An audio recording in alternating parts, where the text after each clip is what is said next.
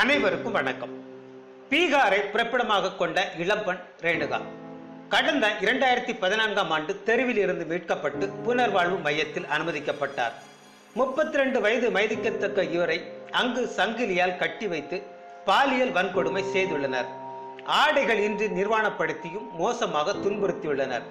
இது குறித்து ரேணுகா கூறும்போது, அங்கு அனுமதிக்கப்பட்ட நாட்கள் முதல் நான் சித்திரவதை அனுபவித்து வருகிறேன். இருட்டிய பிறகு சில ஆண்கள் அங்கு வருவார்கள். எனது வாயில் துணியை வைத்து அடைத்துவிட்டு என்னை பலாத்காரம் செய்வார்கள்.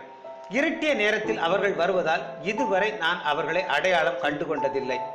ஒரு நாள் அவர்களை தாக்க முயற்சித்தேன், ஆனால் என்னால் முடியவில்லை.